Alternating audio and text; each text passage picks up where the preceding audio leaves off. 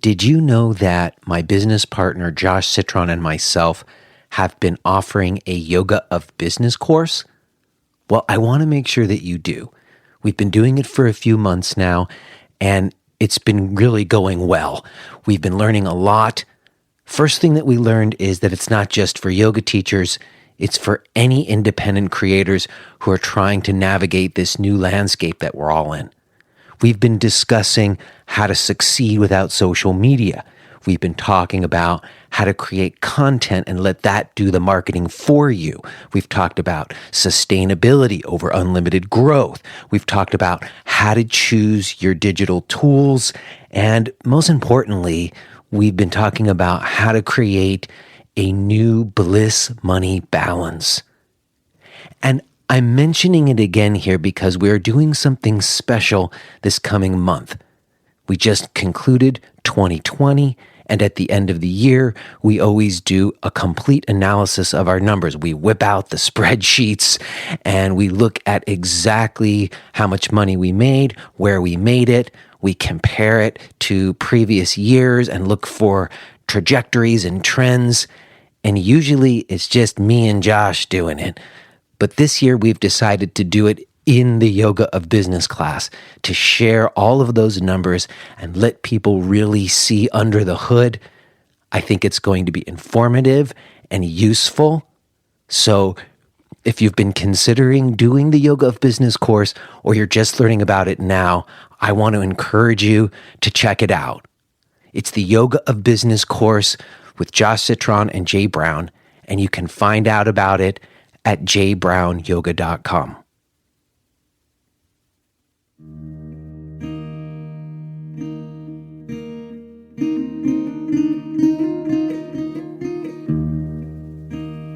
All right, here we are.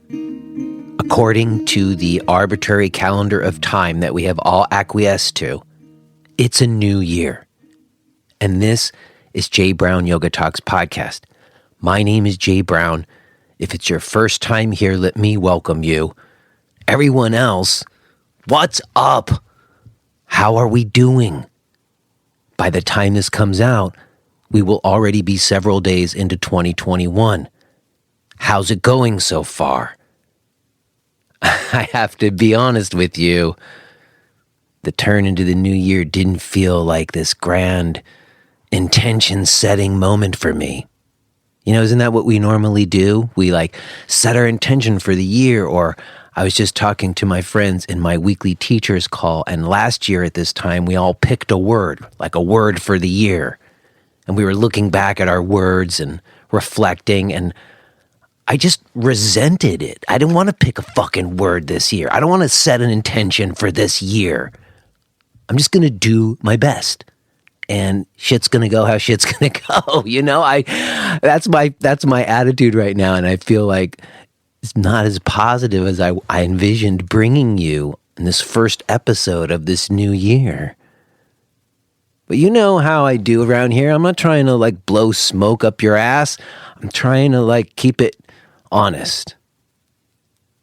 And I think that there's a way to feel totally okay with everything, even though I still got pain in my mouth from the frickin' tooth extraction. If you've been around, you know, it's been almost 4.5 weeks at this point, and it's starting to really worry me. I'm going to see the doctor on Tuesday, but my point is that I'm not going to try to pretend like we're all turning the corner into some bright new day. I'm not feeling like that's the right stance to be taking. At the same time, there is the underlying truth, which when I reside there, I'm not worrying about any of this shit. Even the pain, you know, it's it is what it is. And it just so happens that today's talk with Krishna is very much about this. It was so cool to get a chance to talk to KD. Frankly, I didn't realize how significant a person he was in my life until I was getting ready to record this conversation with him. And I started thinking back to all the time I spent listening to his music, or the times that I went and participated in kirtan with him in person, and what he sort of signified for me in certain ways. And so to, out of nowhere, all these years later, get a chance to talk to him, I was surprised by how much it meant. And then we talk about some really foundational and important stuff. So while I may not be starting off this new year with you in a sort of rah, Hallmark kind of way, I am very excited to be bringing this conversation with KD to you, because I think it's a perfect way to start us off. Real quick before we get to that, though, I want to reach out to anyone out there who is managing or owning a yoga center right now, or maybe you're going to open something up, because I know there are some places that are turning corners, and hopefully in this new year we're going to get something going on. But if that's you and you're using Mind Body Online still, maybe it's time for you to consider looking at today's sponsor, KarmaSoft. Those of you who've been around know KarmaSoft. You've heard me talk about it a bunch of times. Well, listen, I just talked to Rudy the other day, and he's launching like a whole new version of stuff. He's got all kinds of stuff. I'm going to be telling you some more details in the coming weeks, but listen, if you're running a studio and you need to organize your classes and figure out a way to distribute the links, or even to just keep track of who's doing what, pay teachers and do that stuff, I think that KarmaSoft is a way to help you do that with a great deal more ease. And if there's one thing that we've learned in this whole mess, is like big box companies aren't there for you in the same way that like independent mom pop operations are. So I feel good about having KarmaSoft as our sponsor, and I encourage you to check them out. Go to karmasoftonline.com. Also, let me mention that this episode is brought to you in support by Podcast Premium subscribers like Cheryl Washington and Robert Shabasan. We're so grateful to people like Cheryl and Robert and everybody else who's choosing to be a Podcast Premium subscriber. If you listen to the show and you want to have access to the full archives, or maybe you just want to support and help us keep doing this in the way that we are, becoming a Podcast Premium subscriber is the way to do it. It is a choose your rate. You can cancel at any time. And if you're really in a bad place right now and you don't have any funds, just email us. We will give you a free account. To learn more about becoming a Podcast Premium subscriber, or find any of my other stuff, my weekly live stream classes, the teacher's call I just mentioned, all of my stuff, everything can be found at jbrownyoga.com. All right, y'all. I don't want to keep you any longer. I will touch base with you on the other side. But for now, let's go ahead and listen to this conversation that I had with Krishna Das.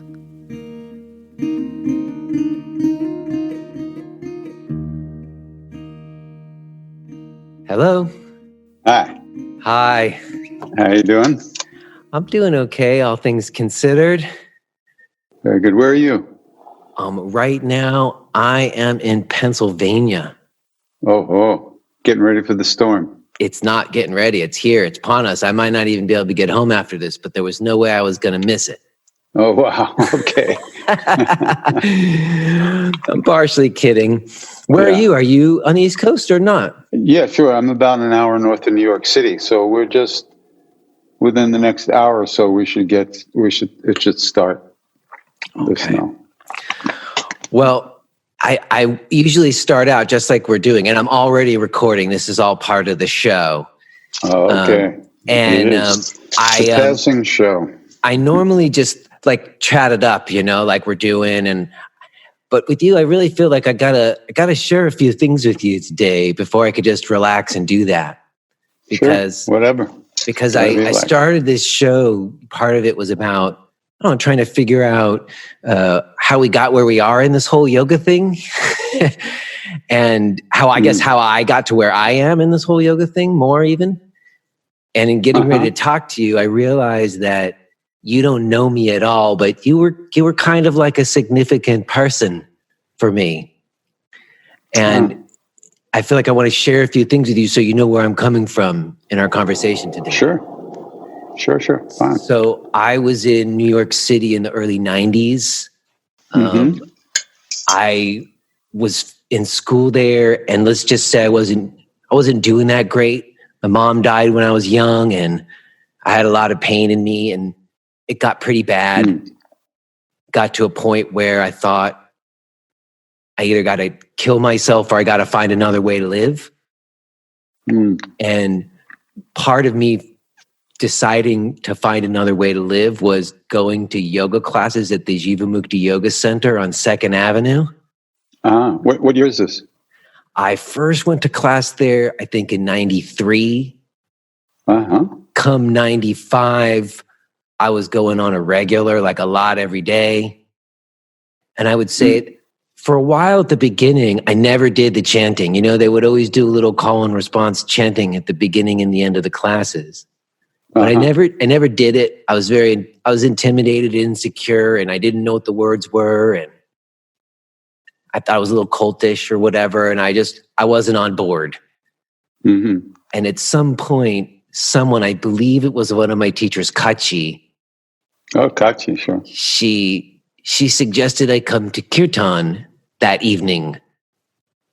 And I was, I was hesitant, but she asked me and I was quite enamored with her and she was so kind. I went and you were there. Right. And it was the first time that I ever let go and chanted. And something really happened there that I, to this day, can't really explain. You don't have to explain it to me. That's for sure. I know. Well, but it feels even very emotional trying to tell you about it because I haven't stopped chanting since that night. Wow. And as we'll get to, there are time, not so recently, sort of recently where I even moved away from it for different reasons.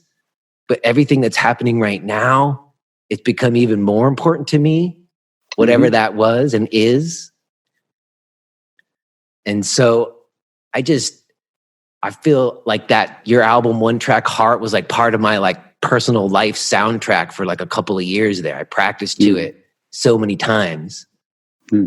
So I feel a lot of gratitude to you. And I know in a minute you're going to give it up to, Nareem Kaur Baba, but I just want to say to you, as a person, you've been doing your practice. I've heard you describe it that way and sharing it with people.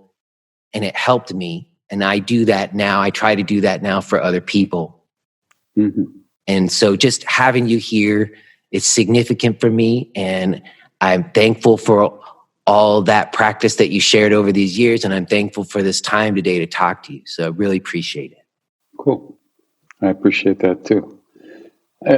It's interesting to me how you say you got away from the practice for a while. And now you come back to it almost in response to kind of what's going on in the world. See, that's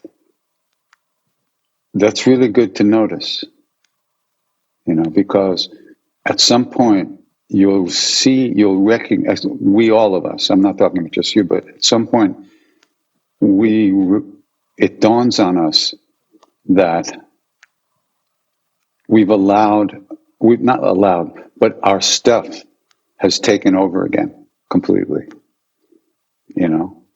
and that we've been gone for X amount of time, sometimes years, before something happens that forces us to, whoa, I better pay attention here because shit's happening here and I'm covered with it and I didn't even notice. So it's an interesting thing, and it's very, it's human nature, we've been programmed so horribly and so viciously and violently anti-love and anti-self-caring and anti-compassion and anti-kindness and anti-being a good human being, that the fact that we have any clue that there's any other way to live is just amazing. Yeah. It's really amazing. I mean, if you think about it, there's there's nothing in our Western culture that encourages us to wake up, encourages us to pay attention to ourselves, encourages us to overcome that flow of obsessive, judgmental mind, evaluating mind, self-loathing, self-centered, manipulative behavior. There's nothing in our culture that encourages us or even points us to something that might make life a little bit more bearable, at the least. So the fact that any of us know anything about it is really very interesting, you know. It is. It's very interesting to me because when I look at like my background, like there's no reason why like some punk kid from the suburbs of Los Angeles who ends up in New York ends up kind of dedicating my life to this idea of a path for the purpose of what you're saying. You know, that to me, it just made sense. The idea of some kind of awakening or deeper understanding of life was the most important thing to do. Absolutely. Yeah. And, you know, I will say to you, one of the reasons why that night, why I went to the kirtan with you was so significant is because you were someone who, like, I could know you. Like, I have cousins who live in Long Island. You know what I mean? Like, you were somebody who I could relate to very easily in that regard. Mm-hmm. And you were chanting Hare Krishna, and you weren't some crazy guy at the airport. I was a crazy guy not at the airport. Yes, but crazy in a good way. I mean, I just think that, you know, the other thing I would say to you is when I said I got away from practice, it was really specifically chanting. Like I've been teaching and like that's been my focus, and yoga's been an important thing throughout since that time. I think what's happened for me at one point was like I was really holding this line. I was sort of a bridge generation. Like there were your generation was before me. You were the ones who all went to India and met the gurus and came back, like Sharon and David, and opened up these places that I showed up to. But I never went and met the gurus. I went to India, I tried to find a guru, and I didn't find one. But, you know, for me, like being that bridge generation, you guys kind of came before and were sort of like a little bit what I was like modeling after. And so I've been holding this line, and over time what happened is I was still doing some chanting at the beginning. It wasn't like call and response chanting, but like I would chant and invite people to chant with me. Mm-hmm. And, you know, I would say consistently for years and years, there was always people who chanted with me. There was like, even if I had 15 people, there'd be 2 or 3 who would chant with me. Mm-hmm. But over time, it dwindled and dwindled and dwindled, like to where I was the only one chanting. And at some point it felt performative. And then there was a whole conversation around cultural appropriation. And I even had someone kind of get offended and walk out, which kind of threw me. Now, at the same time, I also had people from India come to my class who came up to me afterwards and hugged me and thanked me so much for it. So I had counter experiences as well. But I think just to finish what I was to say, the market kind of felt like it was moving me. So I kind of reduced it to ohms, like I was just doing ohms. But with the pandemic, everything changed, and now I don't give a shit. And I just want to chant. And the people who are coming, they can take it or leave it. You know what I mean? Because there's a devotional element. That's what I want to get to. Why I asked you here is there's a devotional element that's always been there for me that I kept on the down low. And it seems to me like your whole thing is about that devotional element. Would you define that for me? Yeah, I don't know. It's a weird word to use, right? It's a emotional feeling. No. Not to you. Not emotion, not at all. It's not emotional. Connection. Yeah. But I feel it. Maybe it's not emotional, but I feel it more than think it. Yeah, absolutely. It's a feeling, but it's not emotional. I mean, it can be, of course. And because we are essentially emotional beings, our first move in that direction is going to be through the mud of emotion. We're still going to have that. We're going to be walking through mud of our stuff for a long time. But the reason that those emotions arise is because we sense the connection to something. Now, what that is pretty much everyone would define it in their own terms, which is fine, actually, because everybody walks their own path and we're all walking towards the same place.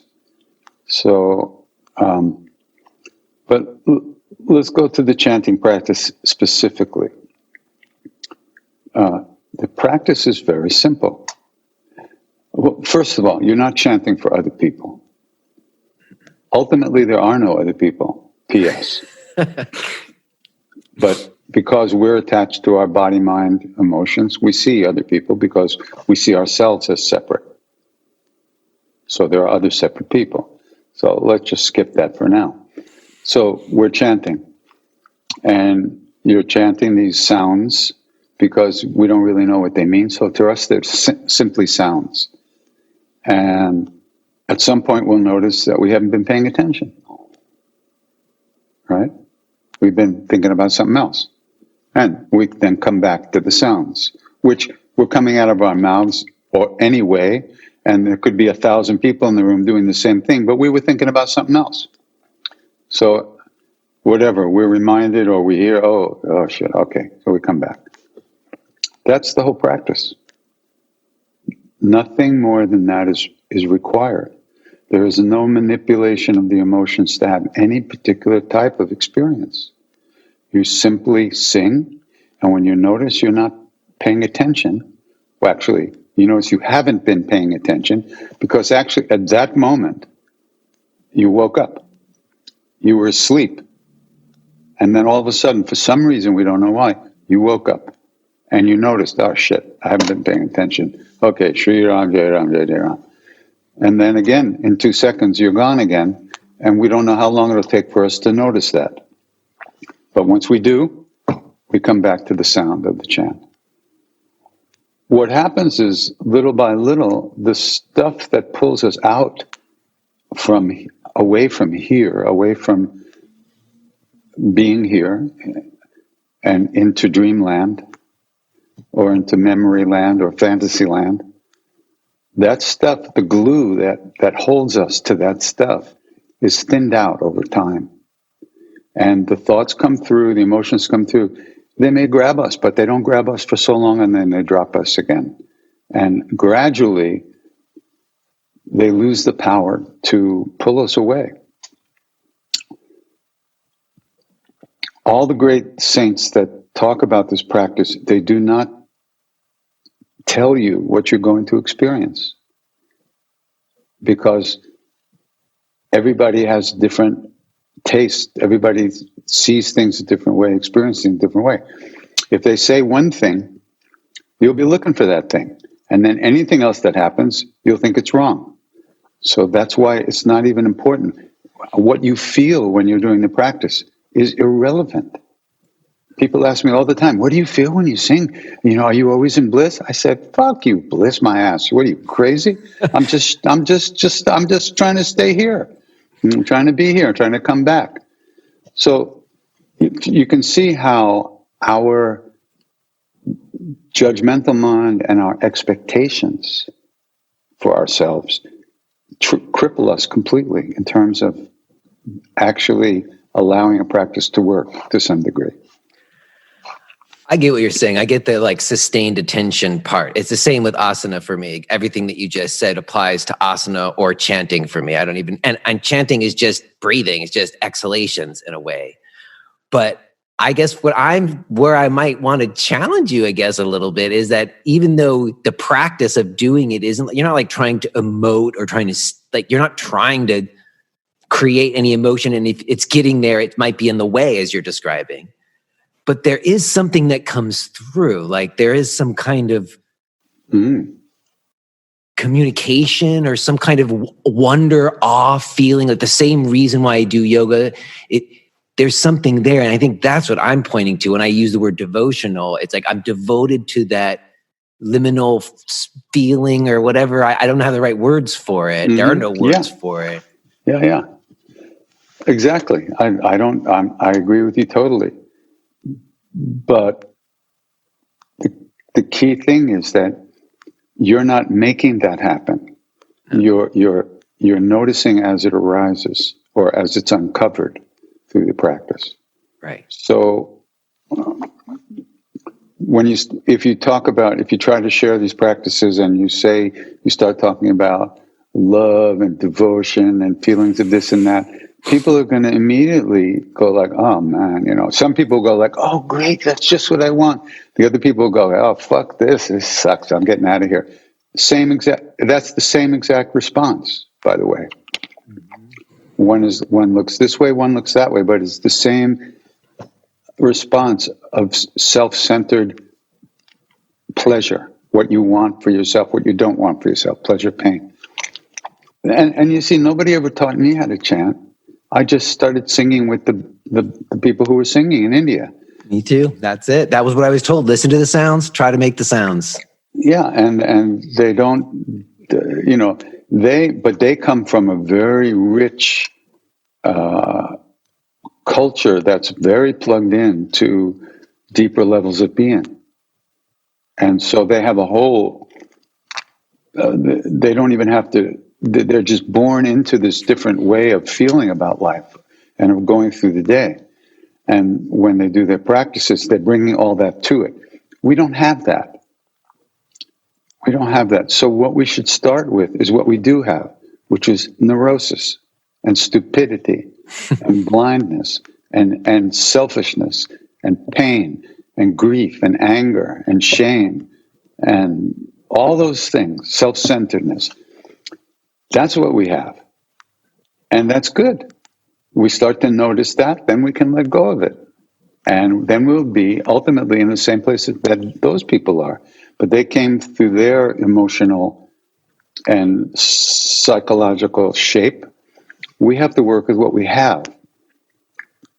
When you talk about love to people, they immediately think about falling in love with something or someone, which is, it's fun, and then it isn't fun. And then it's fun again. And then sometimes it's a lot of work. Sometimes it's a lot of work, right? Yeah. Absolutely. It's fun, then it's not fun, then you find somebody else and it's fun again till it's not fun. So that's not what we're talking about, One time I was very much in love with this woman, and I was with my Indian father, Mr. Tiwari, one of my greatest friends and greatest teachers ever. He was a great yogi. He'd been with Maharaji for 40 years. And I was telling him about all this woman, and, he was listening. Very good. And when I finished, he looks at me and says, my boy, he says, relationships are business. Then he said, do your business, enjoy. He didn't say, don't do your business, it's wrong. No, he said, do your business, enjoy. He said, but love? He said, love is what lasts 24 hours a day, 365 days a year. It's who we are. Now, how do we get to that place inside of us where we can touch and feel that, what that really is? Well, we have to be able to release the stuff that pulls us away from that, because it's our true nature. So that's why I share the practice the way I do. Well, I appreciate that. And I hear you. For many years, I was in the same boat of like being very careful about not using fluffy language, because, at a certain time there in the history of yoga going mainstream, stuff got pretty fluffy, let's just say. Mm-hmm. And so I was always using curse words, and not just using curse words, but just trying to be more real about what you're saying. But at the same time, I have to say, I've also, things in the past I would have thought were really cheesy and bullshit, some a little bit these days I'm okay with. Like, I need a little love talk. As long as we're not blowing smoke, as long as we're talking about love the way you're talking about, we should talk about love. Yeah, we should. We can. Mm-hmm. But you also want to pay attention to who you're talking to. Of course. So, like, if I feel safe to say that people who are probably going to listen to this are going to be okay with it. I'm sure they are. Yeah, no question about that. Yeah. Well, I guess I'm curious to maybe ask a little bit about some history, because I'm just curious, like, for you, when did you like hook up with Sharon and David and end up like doing those kirtans? Like, how did you meet them? Like, did you have mutual friends, or like, how did that kind of start? Jai Uttal is an old friend of mine. We were in India together in the old days. He had come to New York with his band and played at Jiva Mukti. So I met Sharon David. But it was shortly, I think it was after that, sometime after that, that I had this epiphany that in my room in New York, where I had an apartment there then at the time.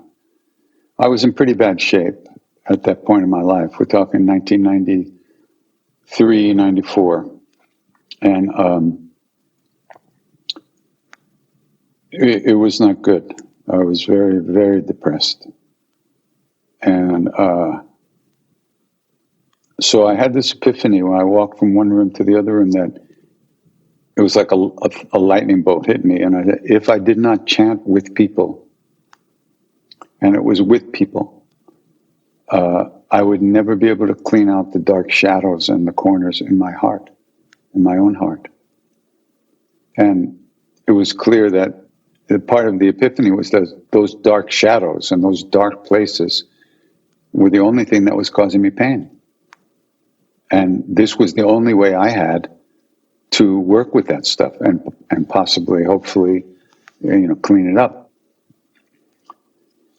So, it took me a while kind of to get with the program. I actually called Dharma Mitras first. And I got someone on the phone who said, "Oh, well, I'll talk to Dharma about it." Yeah, okay, maybe. Okay, bye. So I thought, well, fuck you, okay. Later we became very close friends. And he used to invite me to come sing all the time at his teacher trainings and everything. So I called Jiva Mukti, and I introduced myself again. And, I was with Maharaji, and I'd like to do some chanting with people. Oh, yeah, sure, come down on Monday.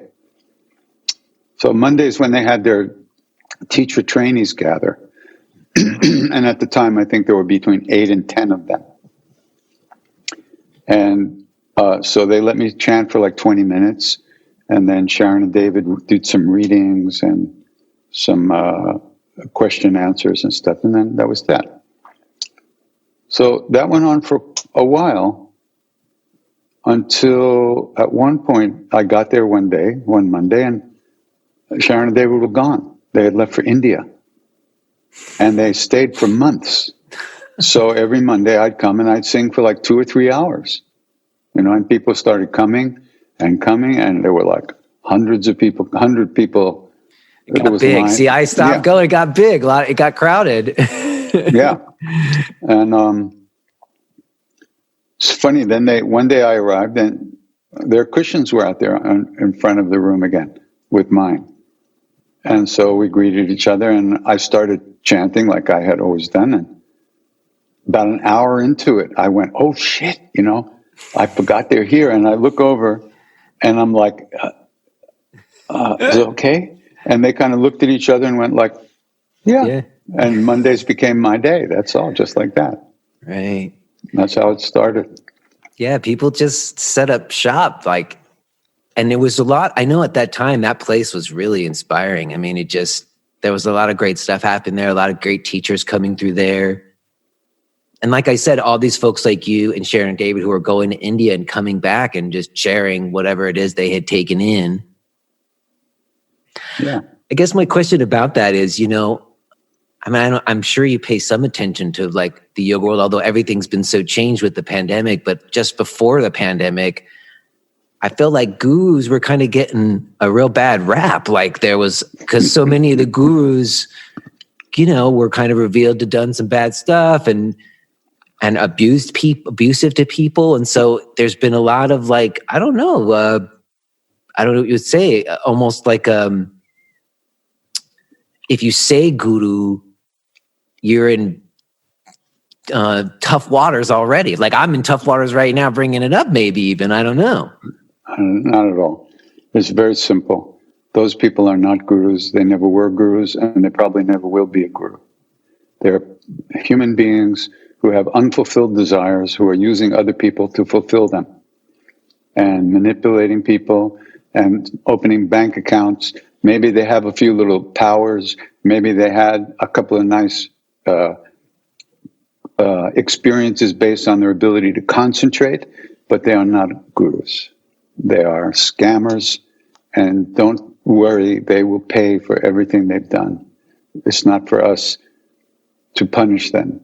They will pay brutally for every soul they've crushed or tried to crush. A guru is not different from your own true nature, your soul. What's looking out of your eyes right this second is the awareness that is your soul, the consciousness. That is what a guru is. He, she, it is not outside of you. These posturers, these actors who want to make money and want to get laid and want to be powerful, God bless them, they're going to hell. There's no two ways about it. Everybody pays for their karmic, the karmic price that they've done to themselves. A real guru doesn't want anything. A real guru can do anything, but you never feel manipulated. You never feel taken advantage of. A real guru can have money or not have money. A real guru could advertise or not advertise.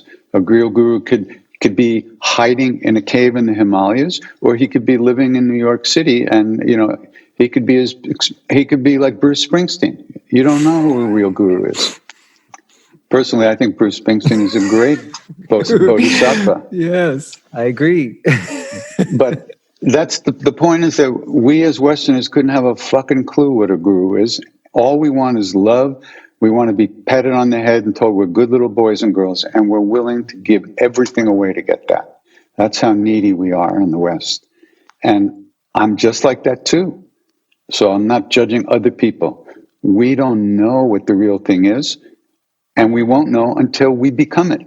So that's a long road. In the meanwhile, we're so needy and so empty inside that we'll do anything we'll give anything away to somebody to pay attention to us and pet us on the head and treat us with a little affection or abuse. You never know what a person wants, what they need. So the idea of a guru being bad is just not conceivable. These people are not gurus. They've never been, and they never will, at least not for another billion lifetimes. So a guru, the divine presence, God, and your soul are not different.